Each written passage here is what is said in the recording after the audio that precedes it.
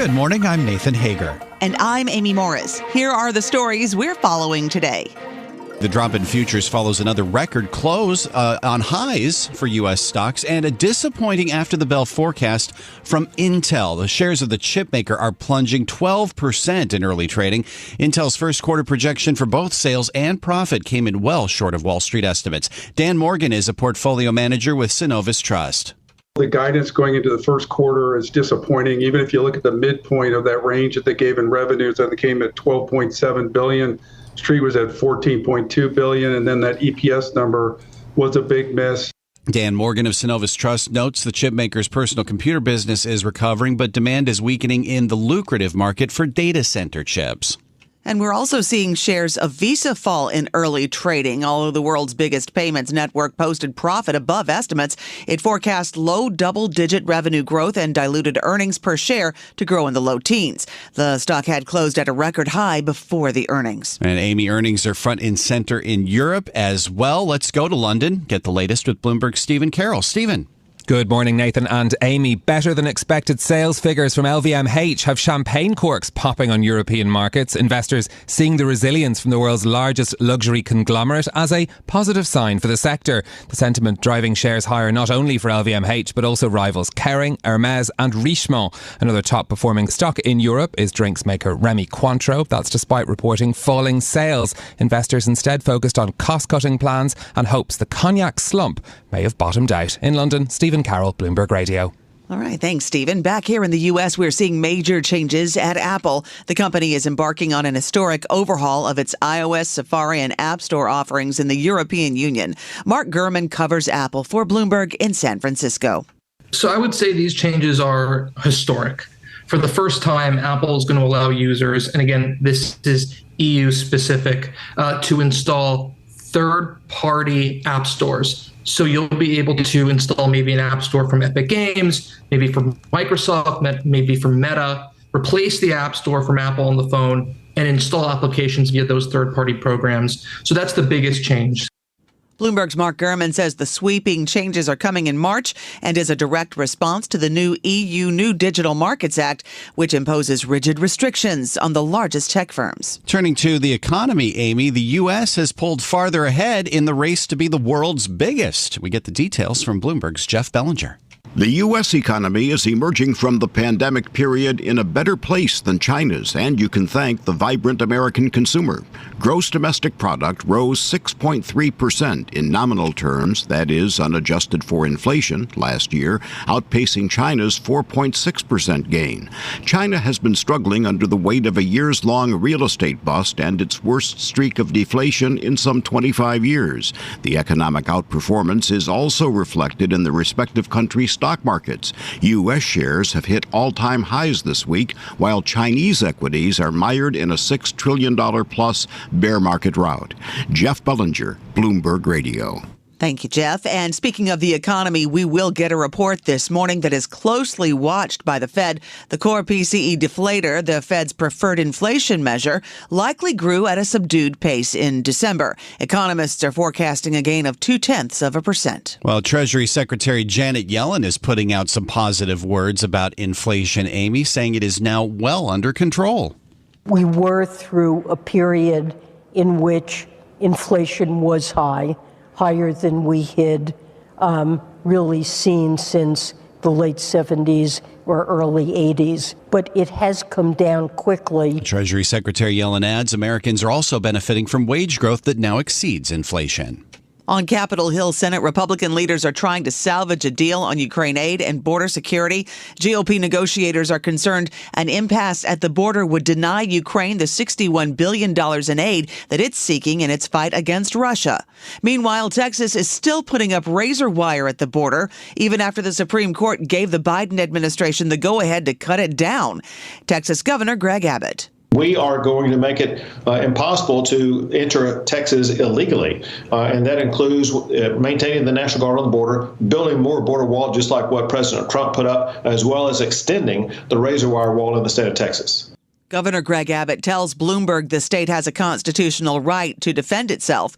You can hear more of our conversation with the Texas governor on the Bloomberg Talks podcast. And when it comes to those border negotiations, Amy, some senators are concerned Donald Trump is inserting himself into the process. Bloomberg's Ed Baxter has that part of the story. Mitt Romney says this cannot happen. Former President Trump has indicated to senators that he does not want us to solve the problem at the border. He wants to lay the blame for the border at Biden. And the idea that someone running for president would say, please hurt the country so I can blame my opponent and help my politics is a shocking development. Now, with Trump being perceived as the eventual GOP nominee, the question is, will he insert himself into every congressional battle? Ed Baxter, Bloomberg Radio. Thank you, Ed. Closing arguments are set to begin later today in the defamation case against Donald Trump. They come after the former president left a Manhattan courtroom fuming after his 3-minute testimony gave him little time to refute a writer's sexual abuse claims.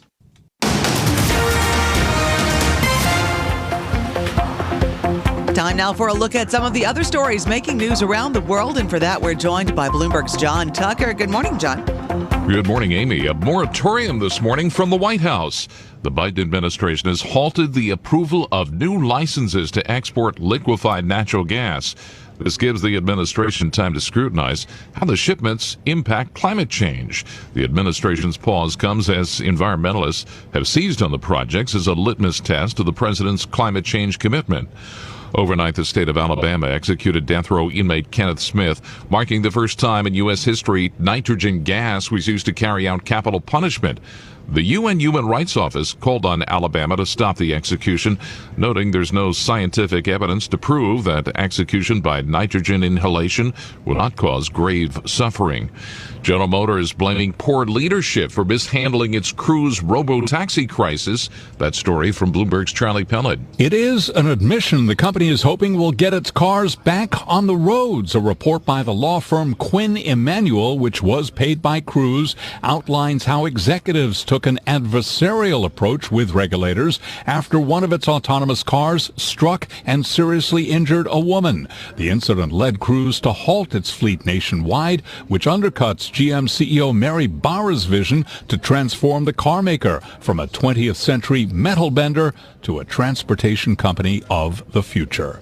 Charlie Pellet, Bloomberg Radio. Attorney General Merrick Garland spoke at an event marking the start of a new foundation aimed at supporting mental health and wellness for law enforcement officers. Coverage through that program now extends to officers who are permanently and totally disabled due to certain mental health disorders, as well as to those who die by suicide as a result of exposure to traumatic events that they encounter while on duty. The Howie Liebengood Foundation, named after a Capitol police officer who defended the building during the January 6 riot and died by suicide 3 days later.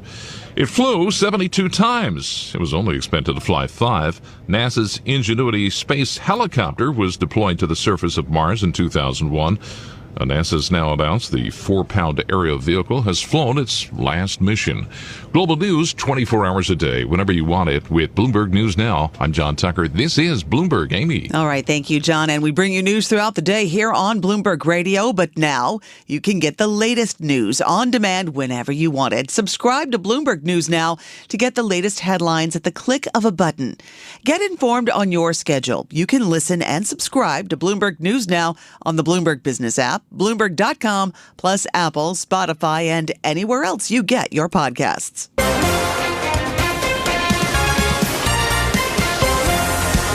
Time now for our Bloomberg Sports Update, and for that we bring in John Stashower. Amy, upset at the Australian Open where Novak Djokovic is the 10-time champion. He had won 33 matches in a row. He was trounced by the 4th seed, Yannick Sinner, 22-year-old from Italy, who won 6-1, 6-2, 6-7, and then 6-3. He's the youngest finalist at the Australian Open since Djokovic in 2008.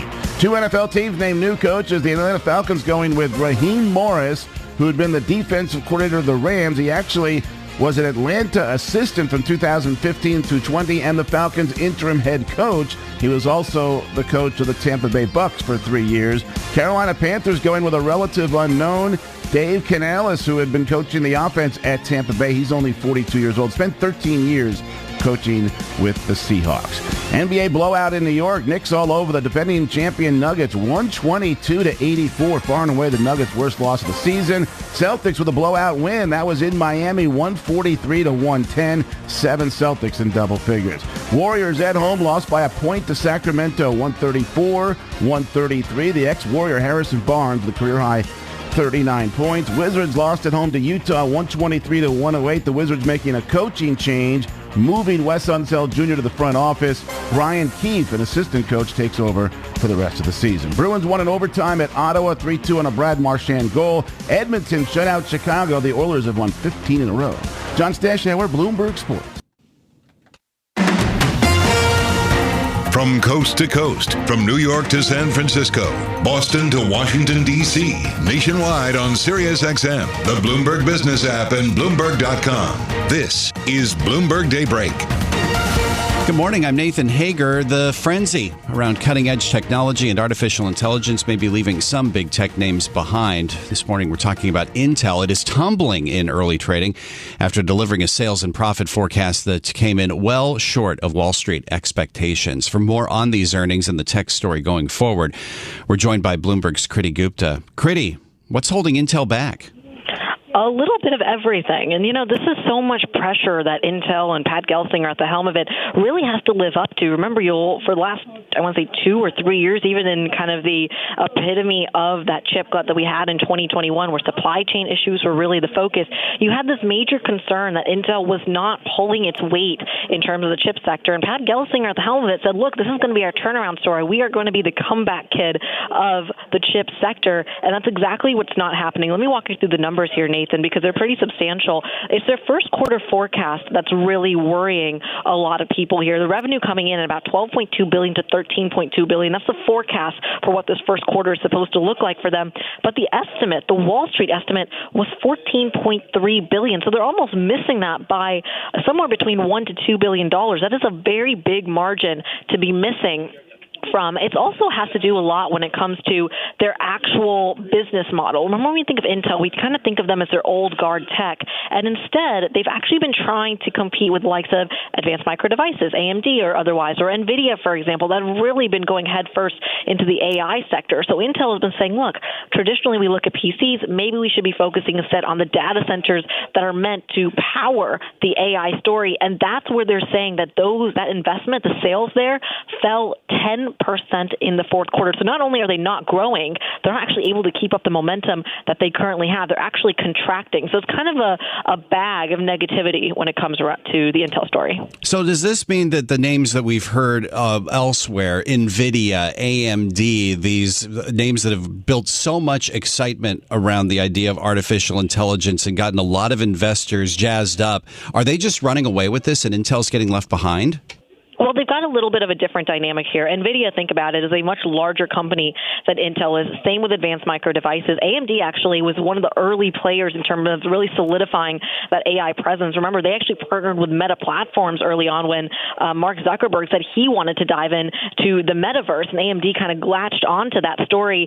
Pat Gelsinger over at Intel is dealing with a little bit of a different issue, and it really comes down to manufacturing capability. Remember, Intel was one of the chief names that President Joe Biden has really been focusing on when it comes to bringing some of the chip manufacturing capacity back onto U.S. soil. What that does is make chips a little bit more expensive. It can also mean losing customers in the process. So what Intel has done is actually doubled down on their manufacturing operations, really putting tens of billions of dollars into U.S. factories as well. And that's something that some of their rivals aren't doing because they are still doing a lot of that production out of Taiwan, out of South Korea.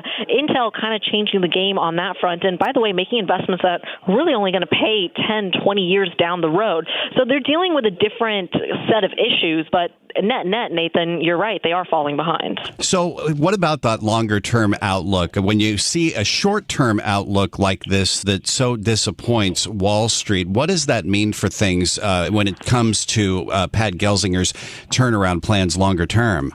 Well, look, look, he's still trying to enlist a lot of confidence. If you look at some of the commentary that came out with this earnings story, he is saying, look, this is a first quarter story only. If you look at their projections, they are meant to kind of dip first and then recover. But the problem is there is a credibility issue here. There's a believability issue here because Pat Gelsinger is also on this kind of campaign to reinsure a lot of investors and a lot of the folks that are investing in Intel, not to mention the American government, that they can't actually pull this off. The problem here is just that initial number, the margin is so low, or I should say so large, that the drop in revenue is so low that you are starting to see real issues when it comes to, okay, well, not only are you going to make up the margin you're missing in the first quarter, but you also have to then grow by a substantial amount to catch up to your competitors. And that's really where they're facing a lot of the hurdles.